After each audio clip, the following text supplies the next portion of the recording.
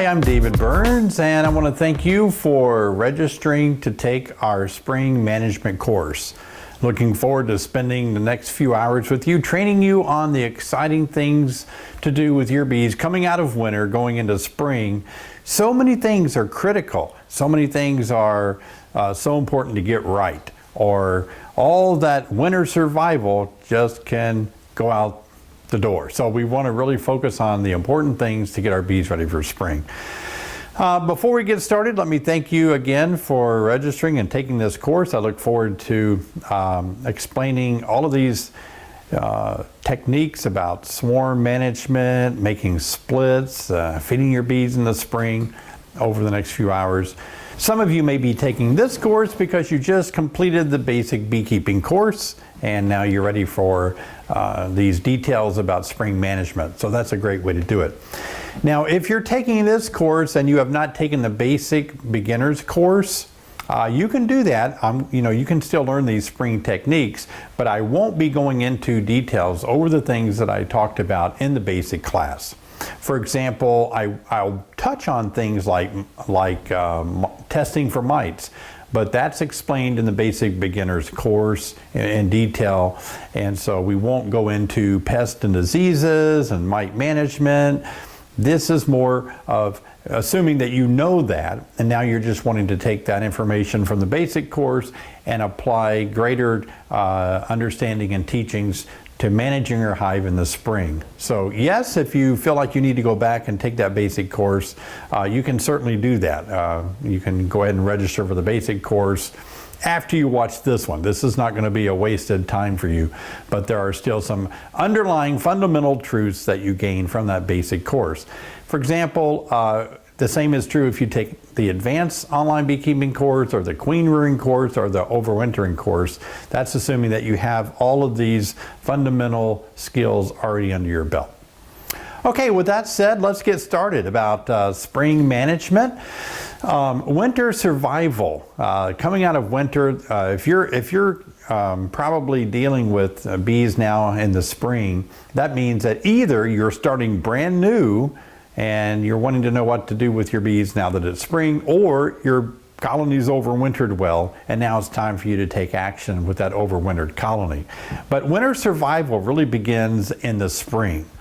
A lot of people think, okay, I got a new package, I don't have to worry about overwintering again until deep into the fall. Well, that's not true at all. So in other words, what I'm explaining to you is keeping a colony strong all year long just gives you the confidence that the colony is going to make it through the winter. So really, don't look at it like trying to have a crash course in October to get the bees ready for winter. Right now, these spring techniques, because basically hives only perish in the winter for the most part. That's when it's the hardest to keep them alive, right? So these spring techniques is what makes the hive strong enough to make honey, strong enough to make splits, strong enough to survive the winter. So this is why these things that I'm talking about for spring management are so crucial. Spring management means that timing is everything. It's hard to get the timing exactly the way you want it or perfect because the weather changes so much in the spring. In other words, you may want to feed them like a candy board or winter bee kinds because it's cold outside. There's spring days where it's cold. For those of you living up in the north, spring doesn't always mean nice weather. Here in Illinois, spring can mean very cold weather. And then you're thinking about, oh, it's too cold for me to feed them liquid sugar. They're not flying. It's warming up tomorrow. Should I feed them liquid sugar or keep the hard candy on there? Should I split? Is it too early to split? Timing is everything, and that's so weather dependent. Now, as we start, let me say this. It is crucial, it is very important that you understand about inspecting your bees in the spring. Don't go crazy about looking in the hive the first time it gets above 50 degrees on a nice sunny day. Calm down, be patient. It doesn't always mean that you need to open the hive and inspect it. I know you're anxious, you're wondering, curiosity is killing you. What's in there? Is the queen okay? Do they have brood? Is there honey? Do I need to make a split? Are there swarm cells? Oh, I've got to do something really fast. Here's the danger in that. If you get in that hive too quickly, too early in the year, you could potentially do something very catastrophic accidentally, and that is killing the queen.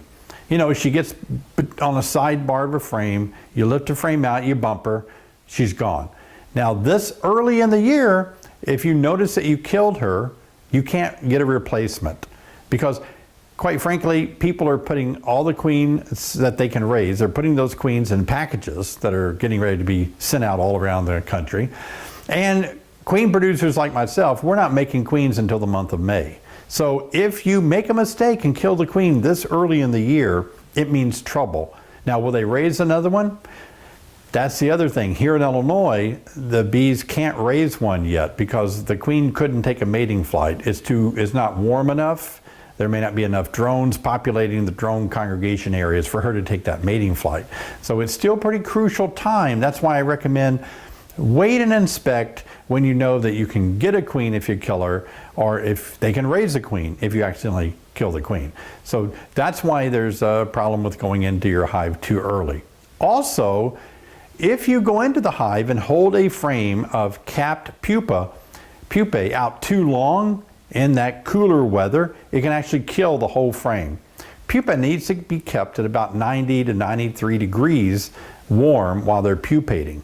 If they drop below that temperature for 10 or 20 minutes, it can actually kill them, or chill the brood, chilled brood, and they can perish. So you could potentially lose, 7,000 capped cells of bees by holding a frame out too long before they emerge. And that's why it's critical to hold off until the weather gets above 60 degrees Fahrenheit to make those inspections. Now, if it's below 60 and you just need to swap a feeder, like a winter bee kind, a candy board, a top feeder, you can take the top off and look under the hood, because you're not pulling frames out if it's below 60. You can get away with that for 2 or 3 minutes. It's not going to bother the bees. Bees don't heat the entirety of their inside of their colony. They only heat in proximity to each other, meaning they just stay really close to each other to stay warm. So it doesn't hurt to take the top off and look in cooler temperatures.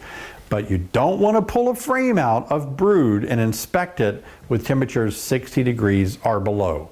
As much as I say that, I don't know how much you're going to be able to discipline yourself to hold off until a better day, but you need to try it. You really do.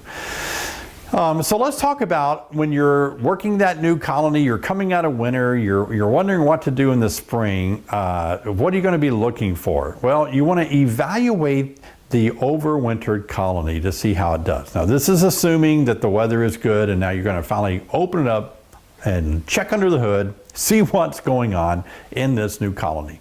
What do you do? First thing I'm concerned about is my queen prolific? Is she really laying well? Looking carefully for eggs. Now, I really don't see the eggs. I see a few eggs, but I don't see the number of eggs that I really want to make a split. Just going to make sure. I'm going to take my finger and just move bees out of the way a little bit so I can see better. Don't blow on them, just do like that to move them, and then look down the cells. Now, it doesn't mean that she's a bad queen if you don't see a lot of brood early in the spring. It simply means they may not be being fed well, they may be running out of resources, the younger bees aren't able maybe to feed the queen well enough for her to lay a lot. In that case, she's still fine, the hive just needs more food. So don't panic if you don't see an abundance of eggs and brood just yet early in the spring, late winter or spring. You want to look at the overall numbers of bees. For example, look at this hive that I'm opening here. Now, this colony was a very weak colony. It was actually a mating nook that I turned into, just let it go and become a colony in a single deep toward the fall of the year. But it got small hive beetle. It was just kind of a mess. I gave up on it. It was queenless. They didn't make a queen. And I decided, okay, it's a goner. It's just going to deplete in resources and bees and just be done in the winter. However, I kept noticing on warmer days all through winter, it began to look better and better. Bees are flying in and out. I thought, didn't have a queen. They can't live that long in the winter times. Too small, single deep, not many bees. They're done. It's robber bees, right? But look, as I continue to inspect it, uh-oh, what do we see now? Much to my surprise, I live in Illinois where we've had temperatures 20 degrees below zero, right? And so much to my surprise, in this single deep, I'm finding a lot of bees, and they're not robbers, they're the hive. The hive is there. Well, last time I inspected it in the fall, there was no queen. Well, look now, here's the queen. Okay, but was she a virgin queen that never mated? Nope. I see eggs, larvae, a little bit of brood. But one thing I noticed about this colony, absolutely just not enough resources in there to stay alive much longer. Just a little tiny bit of honey on a couple of frames, like a 2 or 3 inch circle of honey left for them.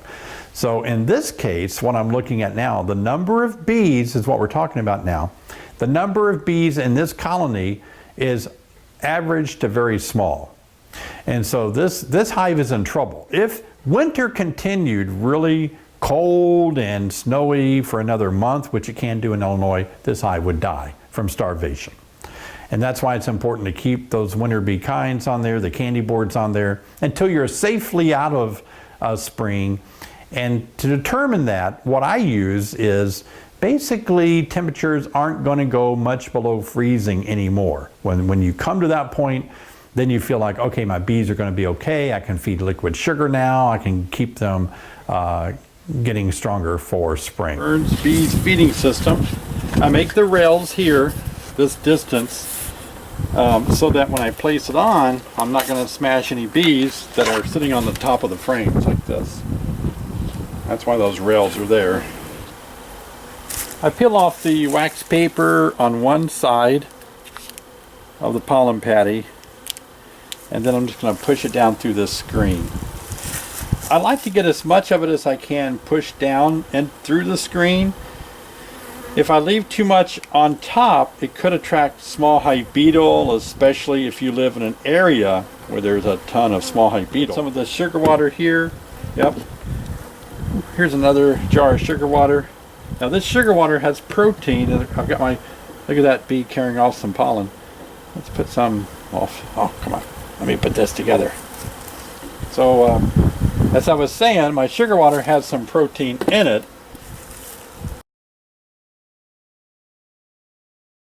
Very good. All right, so now we're feeding this hive sugar water because they have the ability to fly all week long, and they can take their cleansing flights, and they have that pollen patty. So this is going to be an interesting colony to watch. So in the case of the colony we're looking at here, the best thing to do now, since we're having warm weather above 50, and the bees can still take the occasional cleansing flight to cleanse out their gut from what they eat, I decided to go ahead and put on the sugar and the pollen patties in the hive. And now by doing this, it affords me a way to keep this colony strong, building up, get the queen laying more, get more brood developing for spring. So this is a good example of what you may be experiencing. Ironically, you might be thinking, well, that's a single deep box. Maybe it didn't have a chance to really get big enough to go through winter. Well, that is true. But the way that a lot of people incorrectly keep bees, believe it or not, even with 2 deeps, they only come out of winter with that many bees. About 10,000, 8,000 bees, less than a package sometimes, because that many bees die in the wintertime through improper, poor management. So I really like to keep my numbers really strong on my big hives that weren't mating nooks like this one. But anyway, you can see how important it is to get some food in there. Look for the number of bees. So this number here, it's a very small colony. It's roughly about, I would guess, to be maybe 10,000 bees at the most, about the size of a package. And so they need some help, and that food is really going to help them tremendously make it through the rest of the winter as we proceed. So again, let me emphasize, the winter survival begins in the spring. Overwintered colonies need to be evaluated. You need to go out and look. And one of the first things you're going to do as well is think mites before you begin doing anything else. Like before you make splits, I want to start looking at my mite levels. Now, the reason why this is important, if you make a split, of a colony that's just full of mites and you split it, now you've got 2 colonies that are just problematic. You know, they're full of mites, they're full of viruses, and you've doubled your problem. So in this case, before I want to make any splits, so the first time I go out there to inspect, when the weather is warm enough, I'm going to open the hive up. I'm going to go ahead and do a mite test on my brood frames and see what my mite count is. Mites overwinter with the cluster. And the queen is still laying a little bit or a lot, depending on how you manage your colony. So there can be a lot of generations of bees, which means a lot of generations of mites in your overwintered colonies. So you want to get a handle on it early on. So in this case, before you make any splits, let's don't divide up what's called a mite bomb, a hive that's just, you know, full of mites. First, before we divide it, let's get the mites under control. In this case, it's going to be your choice. My choice is to use softer approaches such as a green drone comb. It's going to take longer to get the mites under control because you have to wait 24 days for a generation of mites to be captured in that drone comb trap. I talk about this in the basic beginners class. We go into great detail on how to use that. Also, I'm hoping that I can count on mites falling through the screen bottom boards as the bees get more active in the spring. And I'm also applying powdered sugar to knock some of the mites off, letting them fall through the screen bottom board. And so now in this case, if you see that your mites are out of control on that overwintered colony, what I would suggest is that you use something like if salicylic acid is your thing, or formic acid, Mite Away quick strips, something like that, a softer, not a harsh chemical, but a softer acid approach to at least knock those mites down, and then you can make your splits once you get those mites at a manageable level. So that's important. Don't just go out there without knowing where your mite levels are. Also, I want you to evaluate frames of honey that the bees did not need or use in the wintertime. So then you can say, well, does this hive, if you have more than one hive, does this particular hive need all of these 5 or 6 frames of honey they didn't use? And so in that case, you might be able to manage those frames of honey and take 1 or 2 out, put it in another overwinter colony like the one in the video I showed you that's desperately in need of more food.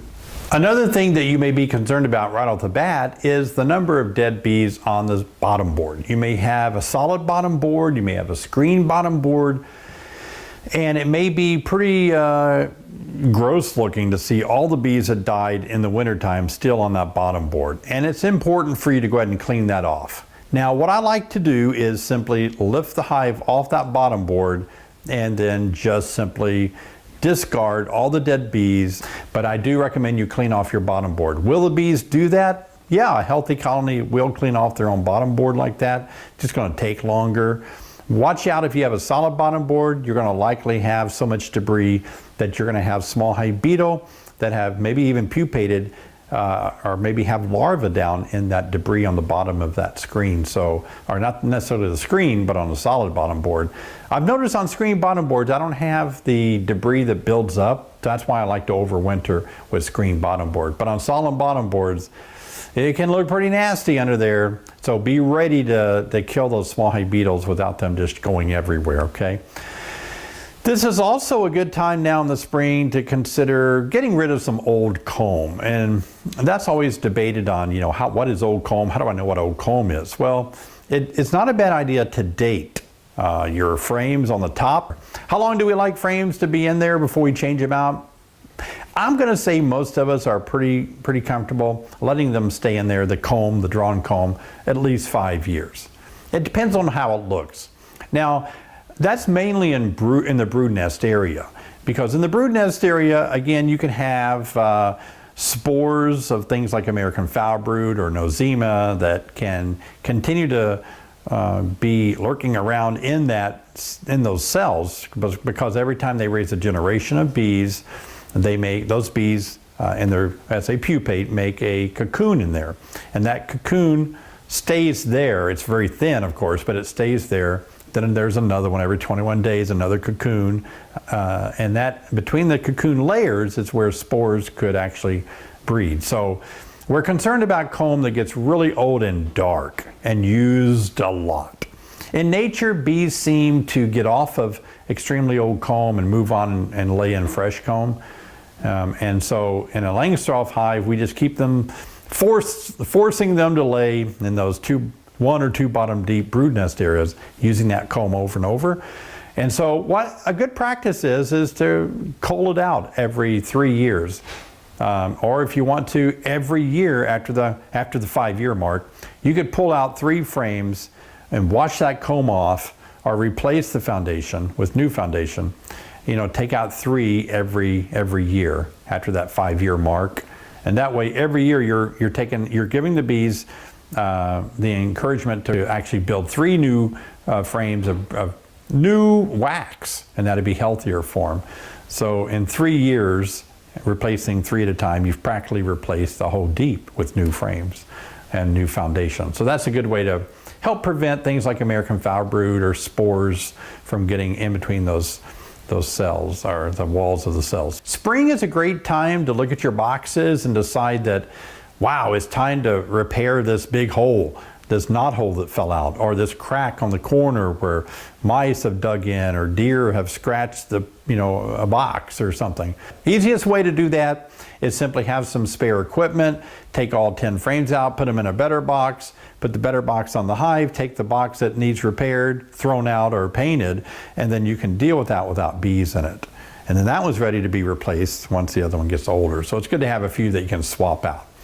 Hey, one of the things I noticed too, students, is that here in Illinois, my ground freezes and thaws and starts to heave, and if my hives are on hive stands or cinder blocks, even pallets, the ground just starts getting uneven because of the thawing. So go out there and make sure your hive is level. Bees have a better time pulling out straighter comb and not making such a mess in there if things are more straight and level. So that's a good time to take care of that. You might want to get a shovel and some dirt or some wood wedges or something, and get prepared to really make your hive solid on the ground again after freezing and the thawing coming out of winter. The other thing that you want to do too is feed. Seriously, I can't stress enough about how important it is to feed your bees. You're not just feeding the adult bees. You're feeding the adult bees between 6 and 12 days old so they can feed the larvae that are developing to become adult bees. You're going to be raising a lot of foragers this time in the spring to forage and to bring all that honey in. Day 1, day 2, the egg is slightly bent. Day 3, it's curled on the bottom of the cell.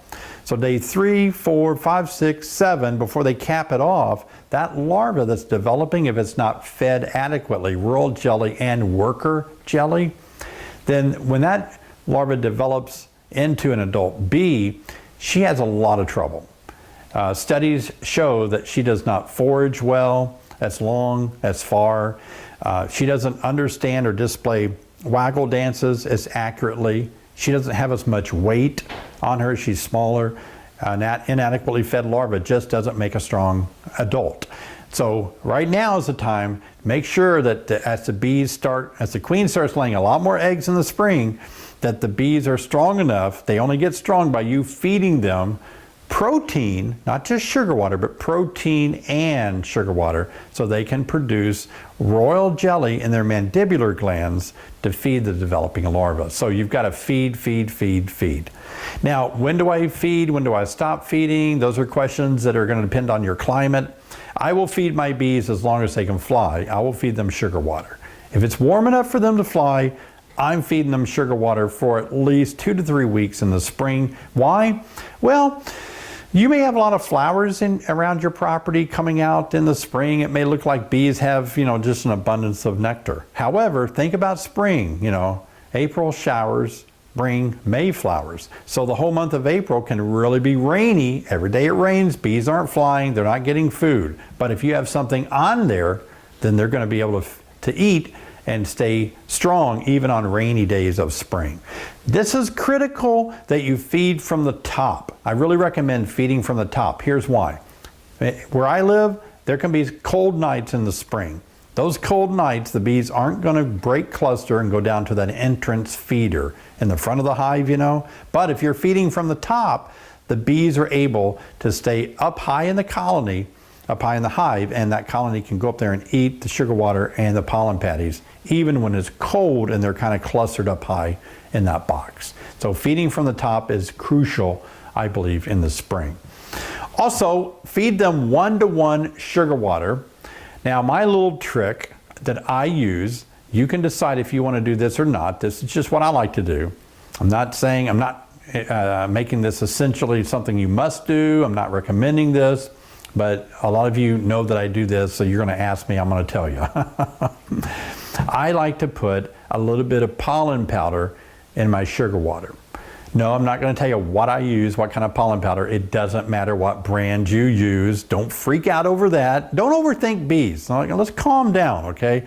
I mean, okay, some pollen powder may claim to have an edge, and it might, but it doesn't mean that much to me. I just need some protein in my sugar water. That's all I'm worried about. I could be putting ground up rice in there. I'm just looking for protein, okay? So I buy a pollen powder that I like. It's a pollen substitute. And then I will add it to my sugar water. And how much? I don't really have a scientific way to explain that to you. I've just found that if I take what appears to me to be about a level teaspoon per quart, that's plenty that I need to give those bees. They eat the sugar water, they're getting a little bit of protein too. That's gonna just ramp them up. You don't want to feed your child just cotton candy. You know, how would your child do if your child was just eating cotton candy for 2 or 3 weeks? There's not going to be the minerals, the vitamins they need to bolster up their immune system and to have a healthy body. And bees live the same way we do on protein and carbohydrates, so they need the protein. You might say, well, couldn't I just give them a pollen patty? I've noticed, yes, you can, but I've noticed that bees prefer to eat the pollen powder before they eat a pollen patty. Let me show you a video real quick here. I'd simply just take some pollen and pour it out on a dry day when it's not raining, and then let the bees gather up this pollen powder. And as you can see, this time of the year the bees really need protein, and so they're just enjoying grabbing all this pollen, taking it back to their hive. We still may get some cold snaps and the weather turn cold, but right now look at the bees just grabbing the pollen, packing it in their back legs, taking it back to their hives. Here, you'll notice the bees are really going after the pollen powder that's here on this board, but not many bees are too excited about this pollen patty, which is surprising because the pollen patty also has a lot of sugar in it, honey bee healthy to attract them to it, but very few bees are excited about it. They're going crazy over this pollen powder because they can pack it quickly in their legs, rush it back to the hive, and make it part of the colony's, satisfy the colony's need for high level of protein this time of the year. So that's why it's crucial to feed them this protein. Yeah, pollen patties, if that's all you have, that's all you want to do. Maybe you don't want to buy pollen powder, you don't know where to buy it. Again, just buy it from some of the larger bee stores. They can sell you a bag of pollen powder. You choose which one. It does not matter. There's no bad pollen powder. It's all good, okay? Feed your bees and let your bees tell you when you can stop feeding. Some people say, you know, when do I stop? If I keep feeding my bees, will I make lazy bees? Well, not really. That doesn't mean that they're going to just sit there and say, you know what, we're tired of flying, we're just going to stay home, sit on the couch and eat chips. You're not going to make bees like that. It just means that your bees aren't dummies. They know that if there's sugar water right up there on top of the colony, let's go get that. We need it quite fast, right? But they're still going to forage. They're just going to start eating less and less of the sugar you're giving them in the spring. And when you see that intake go down significantly, like they're not taking as much, then you can say, okay, I'm done. Generally for me, if the weather's holding up pretty good and there's dandelions out there on the ground, I'm pretty much done feeding my established colonies. I may still want to feed the new colonies that don't have drawn comb out yet. And so they have undrawn foundation, so they need to ingest about 10 to 11 pounds of nectar in order for their wax glands to produce 1 pound of wax to build the comb. So anything I can do to feed them more sugar water to help with that is just speeding things up. So that's real important too. Now, I mentioned earlier that you can use top feeders on your colonies. And I was a big person who loved top feeders years ago. I actually made them and sold them, and maybe you've seen them with the big reservoirs on top. And I tried so hard to make that work, and it just never worked the way that I wanted it to. Not that they're bad. They do work, but they didn't work the way I wanted them to work. And so they didn't meet my expectations, so I went to design something better.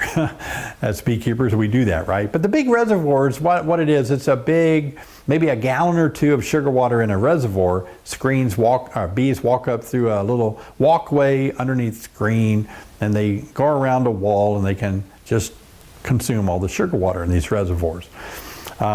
If you're not careful, you can damage these reservoirs, maybe storing them in your garage. They can get brittle and crack, or you drop them and crack them. I drowned a hive once by didn't realize there was a crack in one of them, and I filled it up, and over the next few days, the sugar water just drained out of that top reservoir. It was made of plastic, and it killed the colony. I've also accidentally noticed that when I put the top on it, there was something like a little piece of chip of wood or rock or something on top of that, and it didn't allow the top cover to go all the way down. And I had hundreds of bees that flew in that little crack and drowned in the top part of the reservoir from the outside. So it became a little too risky for me, too much management for me. Entrance feeders is another effective way to feed bees, but again, I'm finding them ineffective in cooler weather. As I said earlier, bees simply have a harder time getting out of that cluster on a very cold spring day or evening and going down to that entrance feeder, this Boardman entrance feeder. And I've noticed more and more people are pulling away from using these, and I understand why. You don't want to ever use these late summer or fall because it can attract robber bees. They kind of get wind of the sugar out front of the hive, then they just help themselves to all the honey in a smaller, weaker colony. So we don't encourage that.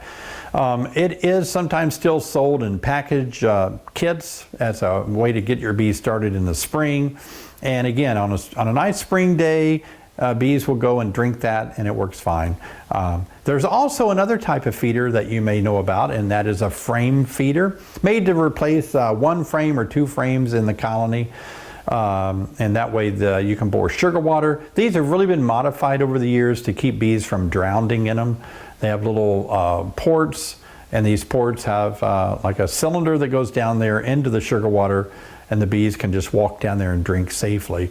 And those work pretty well. These are a little more labor intense because you have to open up your hive, you have to fill them up, and then you have to fight the bees essentially to fill these things up, you know. That's why I came up with my own Burns Bees feeding system. This is really a neat invention of mine. It saved the day for me, and so many beekeepers love these. So this feeding system, as I've already described, is a great spring feeding system because it allows bees to eat on colder nights in the spring, and you can replace you put a shell around it on top, and then you can replace these jars without having any bees flying at you. The bees are kept below the screen. So it just gives the beekeeper a greater peace of mind in keeping their bees fed during those cold days of spring. That's really important. Now, we talked about queen evaluation. If you open up your hive in the spring when it's warm enough to kind of feel comfortable, pulling out frames, and all at once you notice that this hive is queenless. Maybe there's some capped brood. Maybe she died, a week or two ago, and you've got time to replace that queen. Or maybe there's no brood at all, but you have a lot of worker bees. It's not just a male drone colony. It's got a lot of worker bees that seem to be doing good. Then replace that queen as soon as you can. We produce queens here, and a lot of people are already calling and wanting queens for the spring. But that's something we just don't know how many we're going to have. We don't make those available until we know how we're doing with those. So that's probably going to be late April or May before we start selling queens. So use your timing, like I said earlier, to make sure that before you inspect and start going crazy that you could replace a queen if something happened to her. You might say, maybe I'll let my colony raise their own queen, and that might be the case if the colony is extremely strong and you notice that they have a queen cell in there, not swarm cells, but 1 or 2 replacement, supersedure cells, emergency cells, then you may just want to go ahead and let them raise that queen because you're so early in the season and if the hive is heavily populated, it's fine. You're not going to be low in numbers.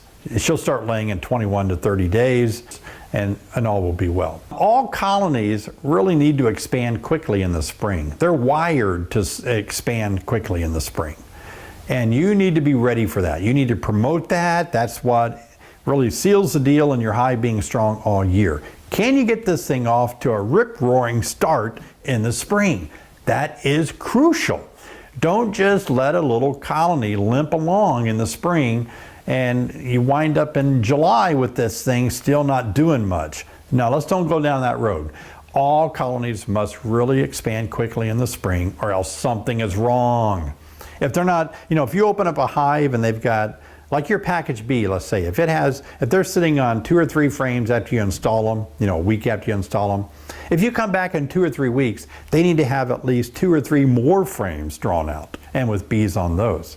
And maybe an additional month later, they may have that entire deep box, except for the side walls, the frames against the walls, they may have all 8 frames pulled out in a month. That's what you want to see, pretty close to that. If it's 7, don't panic, but if it's still 3 after a month, ding, ding, ding, something's wrong.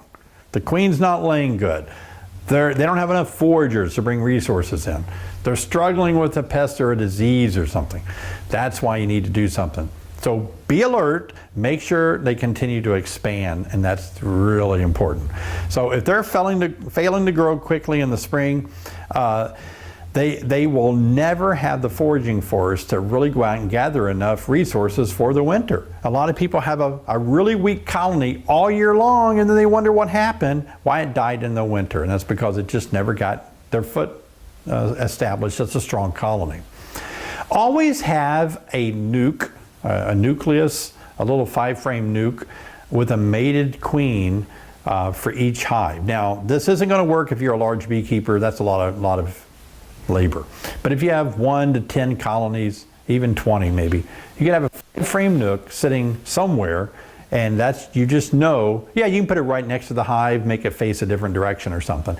But you really want that 5-frame nook to be a support hive, a little support hive for your big hive. This is really good if you have only 1 or 2, 3, 4, 5. It's really easy to manage. These little 5-frame mating nooks are a hoot.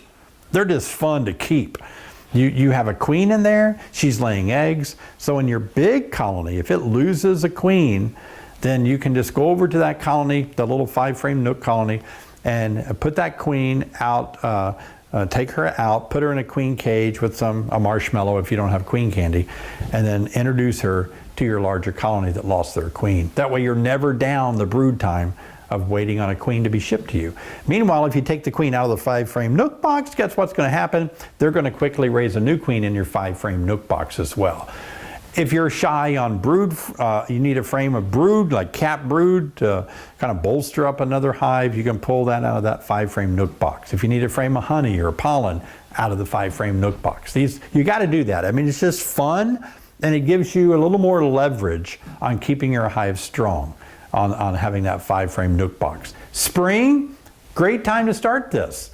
You're just gonna, if you want to, if you see that great big colony that may be wanting to swarm, you can pull 3 or 4 frames out with the queen if you want to. We'll talk more about this, but you can actually start your own little nuke box to support the big hive by making a split into that 5-frame nuke box. We'll talk more. This is cool stuff. I'm having a good time talking about these things, but I'll go into more detail about what to do. Okay, this completes our first video. We'll continue the swarm preparation in our second video, so please advance now.